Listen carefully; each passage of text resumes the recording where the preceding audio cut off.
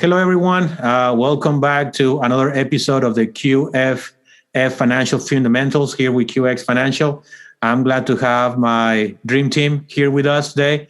Sonia Escobar, Terrell, thank you for coming today. Appreciate it. So today we're going to be talking about the IRC Section 7702, Internal Revenue Code Section 7702.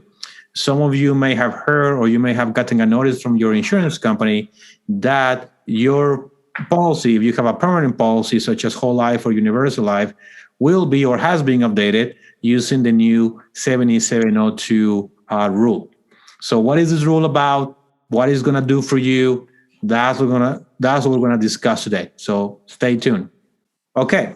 All right. So what is this section 7702? What is that? Well, for all of you that own any type of permanent life insurance, either whole life or universal life, and its different variations, you guys know that these policies have a cash value component, right? Some people say it's an investment component. It's not really an investment component. It's more like a cash value component.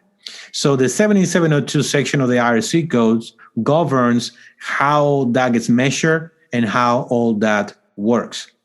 We're not going to get into the details today, but suffices to say that there are two methods that the insurance companies use to calculate these numbers. One is the guideline premium test, and the second one is the cash value accumulation test, or CVAT.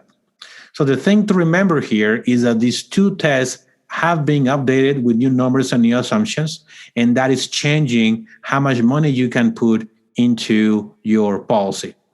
If you want to know the bottom line is good news for you as a client, now you can stop watching the video if you want. But if you want to understand more, it's good news for you, and here are a couple of the reasons why. So let me start with you, Sonia.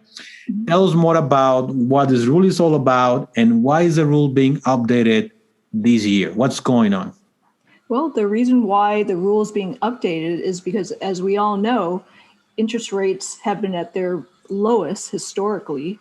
So the powers that be, Congress, has decided to revise the 7702 rule to reflect that, so that instead of having a fixed guaranteed rate, it would be a lower rate to track the benchmark rates.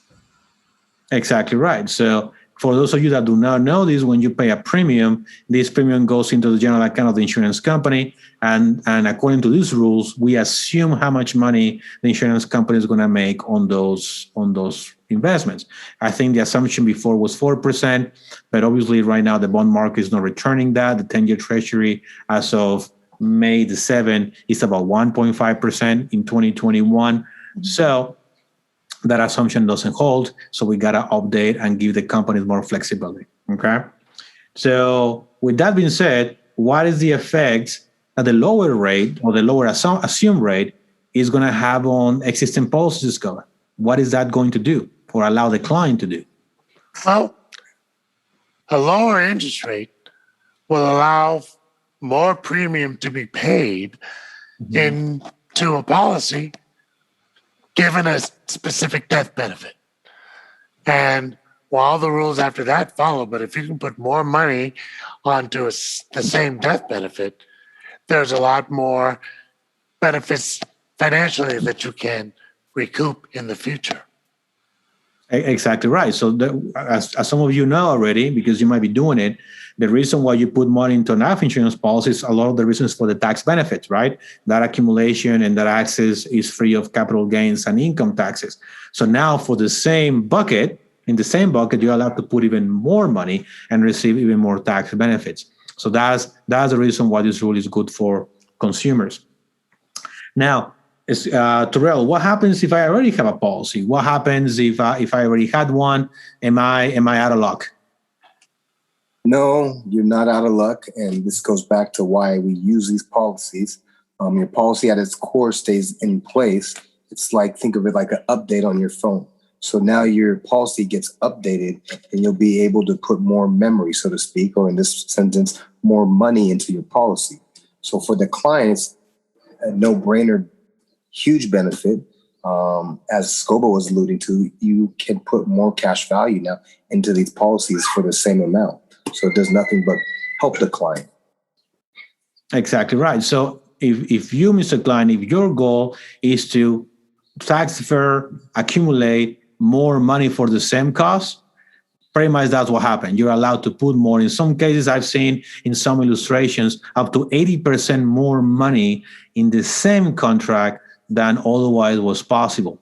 So if you have an existing policy, what is going to happen is you may get a letter, something along those lines, or you may have to request a new in-force illustration from your company, and then you'll see the updated numbers, and you should be able to put more money in that contract without creating a modified endowment policy, right? And losing all the tax benefits.